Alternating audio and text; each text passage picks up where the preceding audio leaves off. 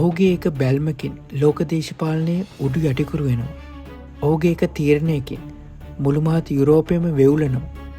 ඔහු කවුද කියලා ලෝකෙම දන්නවා. ඒත් ඔහු කවුද කියලා ඇත්තටම කවුරුත් දන්නේ. මේ ලෝකයේ බලවත්ම මිනිසෙකුලේ සැලකෙන ව්ලාඩිමීර් පුටින්ගේ අභිරහස්සා බලගතු කතාව.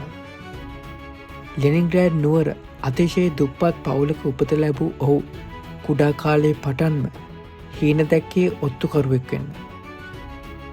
වසර ගණනාවක් ලෝකයේ භයානකම බුද්ධ්‍යංශය වන KGBහි සේවය කළ ඔහු දේශපාලනයට ආවේ කිසිවෙකු නොසිතූ අයුරු. 1999 වසරේදී ඔහු රුසියාවේ බලය අතට ගත්ති. ඒ රට තිබුණේ දැවැන්ත ආර්ථික අර්බුදයක. ඒත් ඔහු රුසියාව නැවතත් ලෝකයේ බලවතෙක් කළා.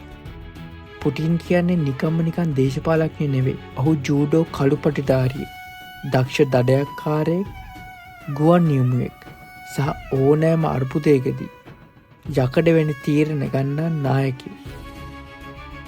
බටහිර ලෝකයේ ඔහුට ආඥාදායකයෙක් කියා චෝදනා කරද්දිත් රුසියානුවන් ඔහුට ගරු කරන්නේ තම මව්බිමේ අභිමානය රැකගත් සැබෑ වීරයා විදියට.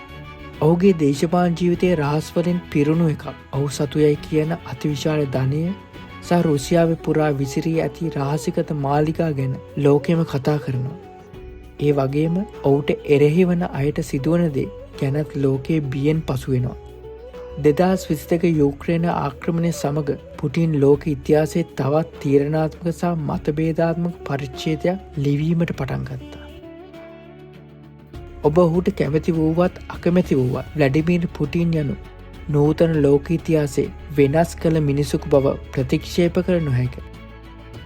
ඔහු රුසියාවේ ගැලුම්කරුවාද නැතිනම් ලෝක සාමයට ඇති ලොකුම තර්ජනයද අවසාන තීන්දුව ඔබට බාරයි. නමුත් එක දෙයක් ස්ථීරයි. පුටින් නොමැතිව 21 වන සියවසේ දේශපාලනය ගැන කතා කළ නොහැකි.